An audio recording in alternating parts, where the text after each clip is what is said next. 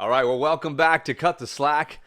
This is, what are we, in May now of End of 2020? May. Yep. It's coming a up little on hard to June. keep up with the days, but we're in May, and we've been in quarantine for quite a while now.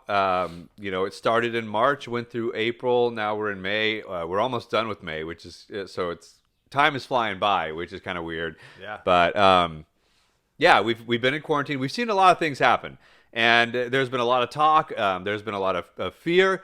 There's been a lot of things going on in the media, and of course, people aren't really sure what to believe in a lot of ways.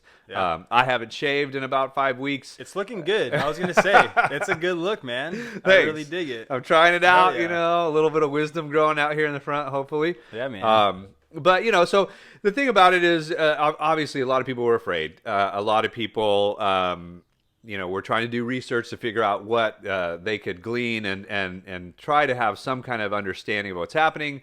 There's been a lot of negative. There's been a lot of negative that has come out. Obviously, the media loves the negativity and all that. So we want to do something a little bit different today, and that is talk about the positives of the quarantine, really. The COVID was the reason for the quarantine, but the quarantine is what's changed our life. Right. Where we're at a certain point, we weren't able to go really anywhere. We couldn't go to many stores unless it was an essential grocery store. Couldn't go to concerts. Couldn't go to restaurants. Couldn't go to the bowling alley. Couldn't go to the gym. And again, that came down as a lot of negatives, and a lot of people felt like our freedom was being infringed upon. But even still, I've had a few moments that were really pretty amazing and peaceful. Yeah. There was some time we did get a chance to go to an Airbnb in Sedona. Had a nice time there in nature. My daughters came home from school, and I've spent more time with them than I ever have. And then good time, like just sitting on the couch, not even watching TV, but sitting on the couch talking. And Those are the best times. Yeah. Connection. Yeah. Very much so, and we've gotten closer, and all we were doing, there wasn't any parenting going on. It was really just being friends. Like, you're here, I'm here. What do you think about this? Tell me your thoughts. And we got closer, dude. Yeah. Which I thought was really, really cool. So, what are some of the things that you've experienced that are positive from this whole thing? Well, we spent the weekend in Phoenix, so we went to Arizona because there's freedom out there. We were chasing freedom for a few days, and everything's still locked down in California. So we found a hotel out there, and the pools were open. Okay. And so we had basically a poolside day after day. Good time under the sun with a lot of different people. Sure. And it was great. It's the conversation started off kind of like, we're here for freedom. Sure. We're here because we want to connect with people. We Yeah. want to talk. We want to shake hands. We want to hug. We want to have that social interaction, you Sure. know? And that's what I think, where things have gone astray here, where it's like we're debating whether to be healthy or to revive the economy, as if they're different things. And they're not. It's all health. It's social connection breeds good mental health. And That's true. And the lack of social interaction creates more mental illness, more confusion, doubt, anger, that separation of people. That isolation it's a punishment, and so people want to connect. I spent 3 days. I'm burnt. I'm so burnt, sunburnt, but it was just great, meeting different people. Some people came in from different states, and they're all there for the same thing. Yeah. Connection. Something that comes out of it, and what you're kind of getting at here is when we took it for granted. We took human connection and interaction for granted.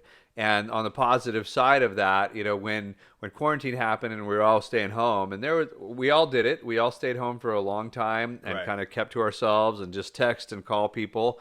But it made you realize real quickly how valuable that interaction, that social interaction was, whether it was with your friends, your family, or in this case, complete strangers, and you guys were able to bond together, and because of that fact that you were both deprived a little bit of that social interaction, you made the choice to stay home and separate yourself from a lot of people for health reasons.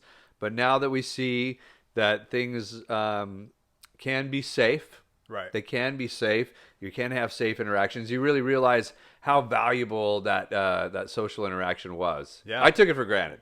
Yeah. Because we'd go and have a barbecue with friends, and we'd bounce out to Phoenix or Northern California or wherever, and we were constantly interacting socially. So it didn't seem like that big of a deal. Yeah. But when it's gone, then now you're starved for that, and just to find somebody in a pool. That's it. To talk to Yeah. is like the best feeling in the world. Yeah. Yeah, it was good. And everyone was on the same vibe, like it's just crazy to see, because we're having all these different, you were talking about separation earlier. Yeah. And how, we are all one. We think we're separate because this is my body. This is what I can control. And that's you. Yeah. But we are different points of perspective of the same origin. Sure. I guess you could say. And it's part of our mental health to connect with each other and have conversations, right, and feel the energy exchange between people. You you can't just stare at a piece of plastic. It's not the same. It's not the same. Yeah, and even doing Zooms, I did a few Zooms with people, and that was cool.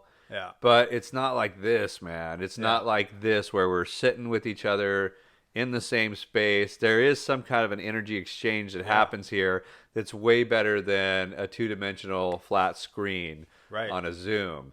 I think that's one of the big positives that I've come away with, is that we do need human interaction. We do need each other. It is essential. Yeah, it's essential, man. Yeah. I would say so. That a lot of things. That word got thrown around a lot during the quarantine, dude. And there was some gray areas as to what was essential and what was not. But I feel like this is definitely part of that.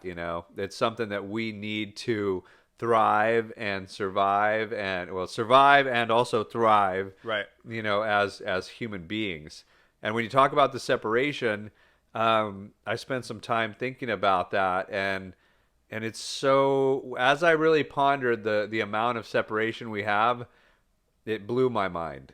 Yeah. The fact that we separate ourselves as a country from other countries, the fact that we even drill down farther and separate ourselves from other states, because we're not like other states here in California. We're all so different. And then we separate ourselves into county. We think we're so cool because we're California. Other people don't. New York, Texas, they might not think we're that cool. But we think we're cool. But then we even go farther than that, and we say we're not like NorCal. We're not like Northern California. Yeah. We're definitely not like Berkeley and San Francisco down here in Southern California. And we separate ourselves even more, and then now we're in Riverside County, and Orange County is way better. Right. Yeah. So it just blows my mind and makes me think about, how we really are one. We're earthlings, man. Right. We are earthlings on Earth.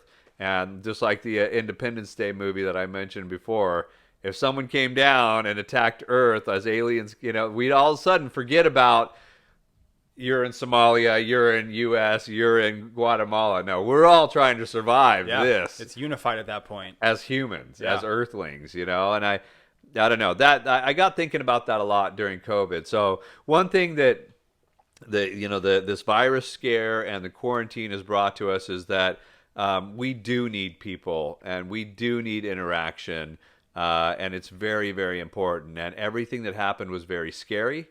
And we took some precautions for good reason, to make sure that not a lot of people, or as few people as possible, got sick and or perished. But we learned, man, that human interaction is necessary, and we crave it. I am an extrovert, and I could not handle the sitting on the couch and not being with my people. Right. Yeah. And so what we're seeing right now in this phase, because to recap, right, it was, okay, this huge epidemic is going to hit. and so we need to prepare. We need to flatten the curve. Okay, the curve was flattened. Right. Okay, now it's second wave. Yeah. So stay locked down. Stay locked down. And that has a whole nother wave of depression and poverty and just suicide and all these different things. There's that a lot come that came from it. from lockdown itself. Sure. So Well- now what we're seeing is states open up. Different states. There's red states, blue states, right? So it's like California, New York, they're locked down for. I think Newsom just announced 3 more months, right, of lockdown for LA, or that's California. I don't even know, but either way, Arizona is open, and so people are now leaving other states to go to these free states that have restaurants, bars, pools, different normal ways of living that are able to be lived out. Well, that's a good point, and let's talk about that on our next episode.